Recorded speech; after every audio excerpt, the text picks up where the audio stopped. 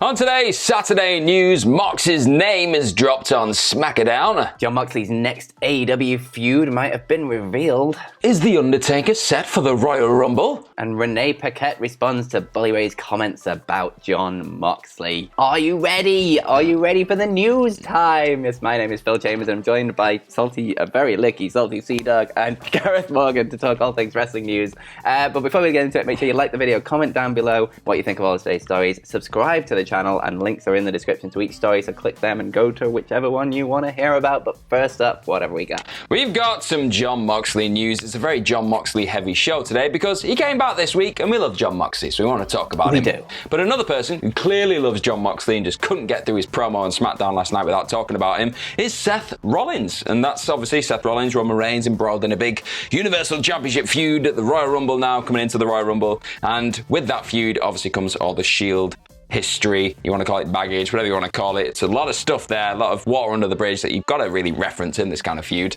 And like Ambrose / Moxley has appeared in a few little like promo highlight packages and all the rest of it from different angles, but you can see they're trying to focus more on Rollins and Reigns, understandably. But Rollins on SmackDown last night during his promo, he had this to say on like Roman Reigns and the fact that he's pretty much been held up on a pedestal by two people throughout his career. Like they always put him up and make him seem a lot better than what he actually is. He said the Usos are currently doing that now for him.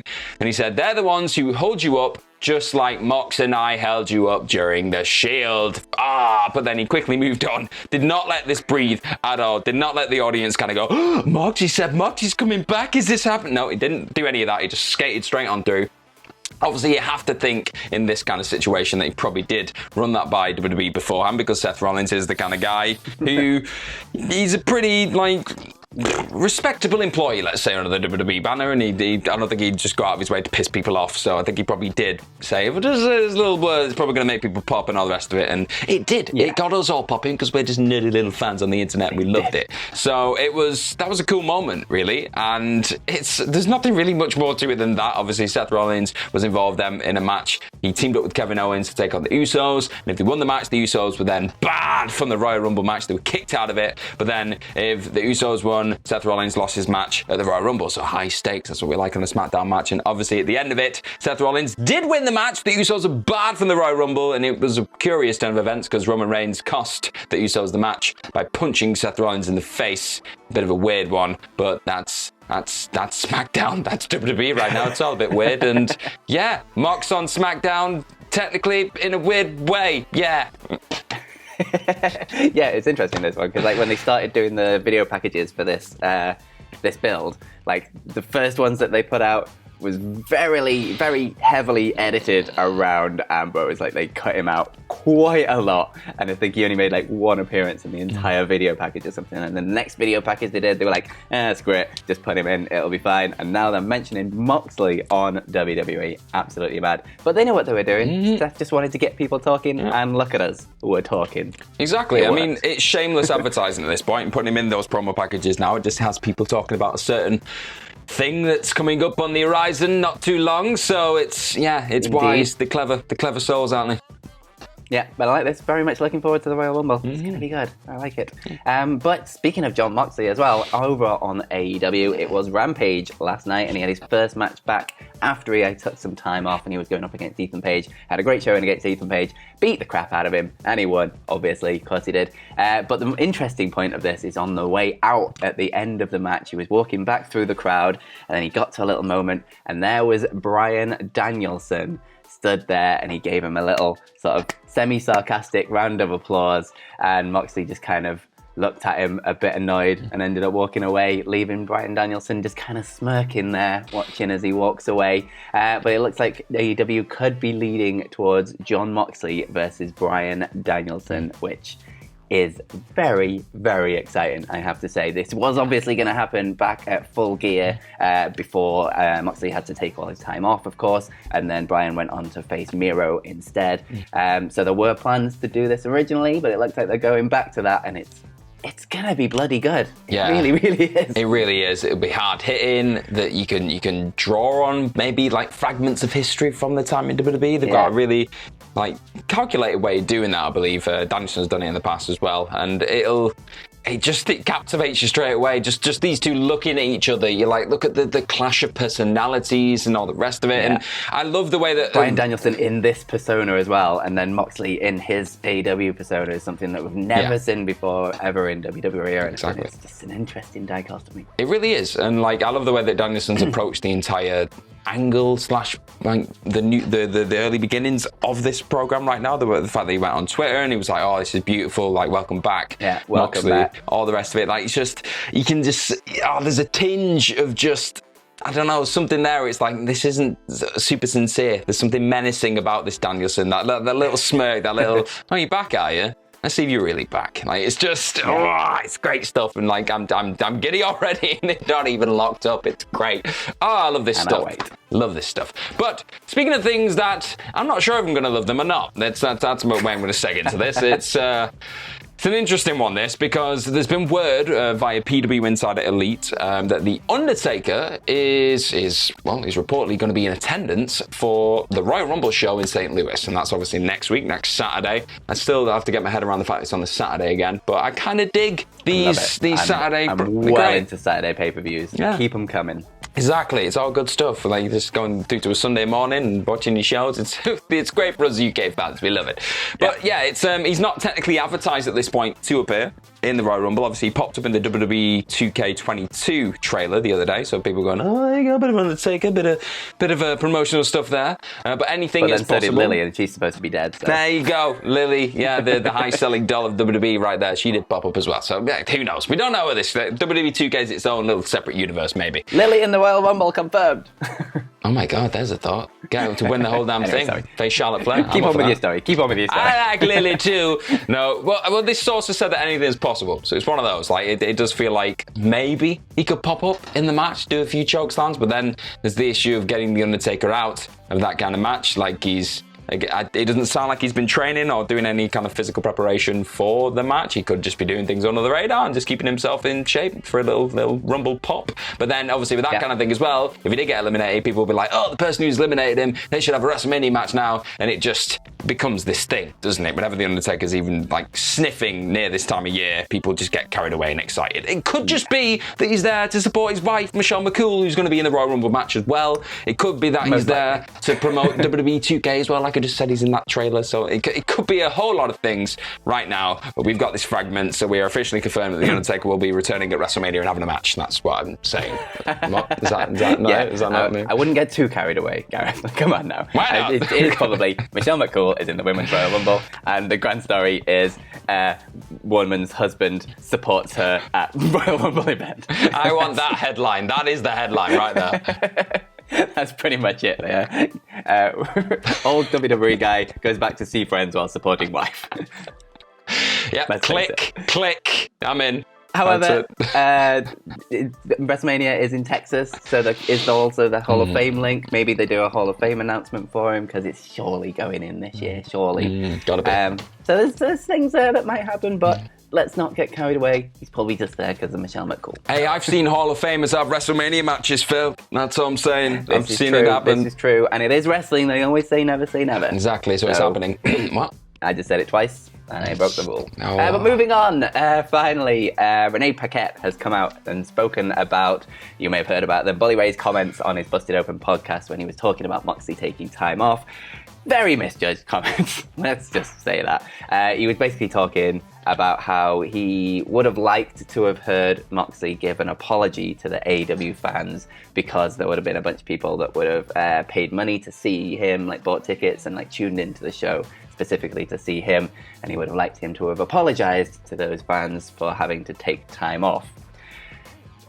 Absolutely not. Completely disagree, 100%. Like, he did absolutely the right thing for him, and it's obviously worked out for the best. But a bunch of people have come out talking about it, and Rene Paquette has simply put up on Twitter, "Real bad take, Bully Ray."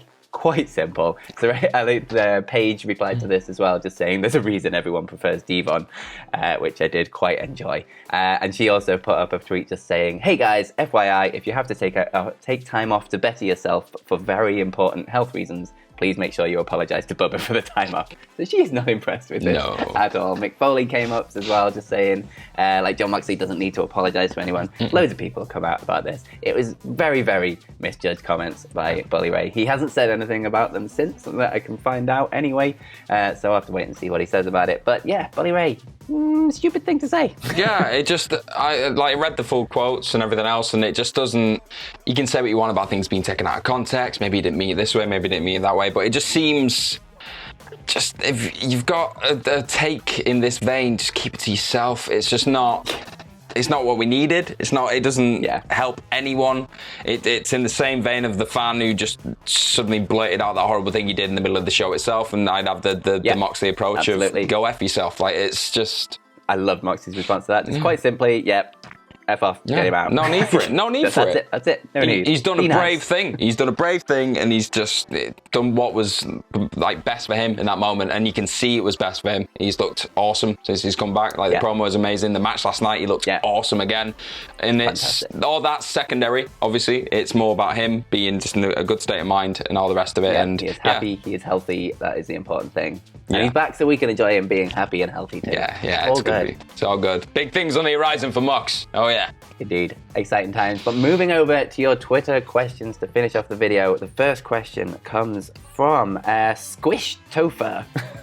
Obviously. Wow. Who says, who do you predict will return in the Royal Rumble matches? I'm hopeful for Bray Wyatt and Asuka in the respective matches. Keep up the amazing work. Thank you, Squish Topher. Who do you reckon is going to be returning?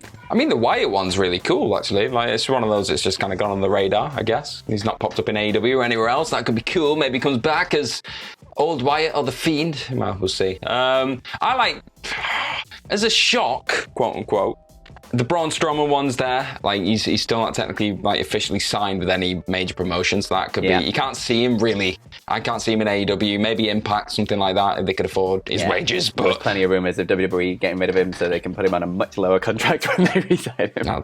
It could happen. It could happen. Stranger things have. So maybe that. I'll go Braun Strowman for my Strowman. I'll go for that one for the guys. For the women, I mean, Bayley's there, but there's been talk that she might not be available for the Rumble. It could be a hell of a swerve if Sasha Banks just got back from her injury, like, really quickly. Just overcame it and came back. Trish Stratus. There you go. That's my return. I'm going to go for a really left field. She's been name dropped. I feel like they're hinting. I think she'll pop up and kick Charlotte Flair's ass.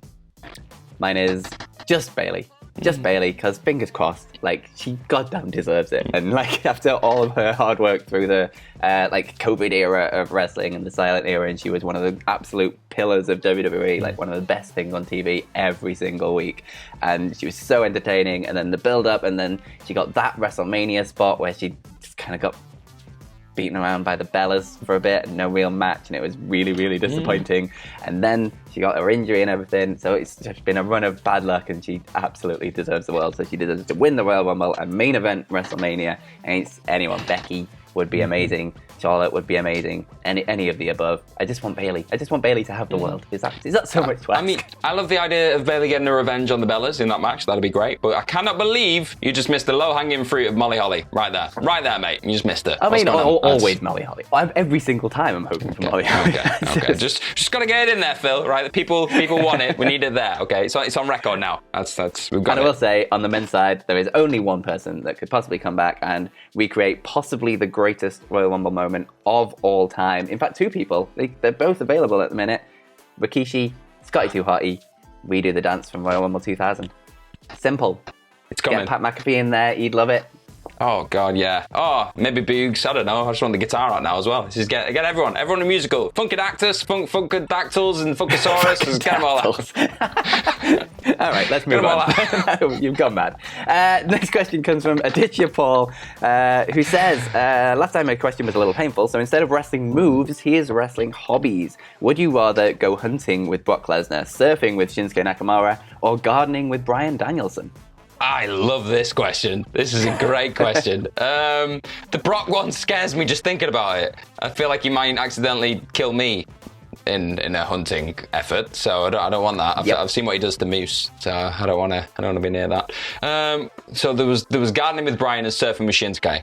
I can't surf. Yeah. I'm scared of open water. So as cool as teach you, though. He could teach me, but I might get eaten. Fears. I've got a real fear of being eaten in both of these scenarios, so I'm not going to do that one. I'm going to go gardening with Brian Danielson because I think it'll be really life affirming. I think he'll just impart loads of nuggets of information, and then he'll probably just teach me how to stomp someone's face in afterwards, like on a turnip or something. That'd be cool. Fair. See, I was going to go gardening with Brian Danielson as well, just because we have a garden and no idea what to do with it, so we should probably learn how to garden. Yeah, that'd be good. But, I'd also would not say no to surfing with Shinsuke Nakamura, because he seems like a lovely guy, and he bloody loves surfing, and it would be quite fun. I love how we're so, anti-adrenaline rush that out of those options we were just like, I'm going to go gardening. With the most terrifying man of the bunch. Why not? That's great. The final question of the day, now that we've revealed our true selves, comes from Aditya Sawant, who says, Morning, gents. I noticed Jon Moxley was mentioned more than twice on SmackDown. Is WWE teasing his appearance at the Royal Rumble? No. It's not happening. Thank you very much for watching. That has been the news for today. If you want, you can follow us over on Twitter and ask us a bunch of questions at Fill My Chambers for me, and you can follow Gareth at GMorgan0. No! No. You can follow all of us at WhatCulture WWE. Thank you very much for watching. Like I say, remember to like the video, comment down below what you think of all of today's stories.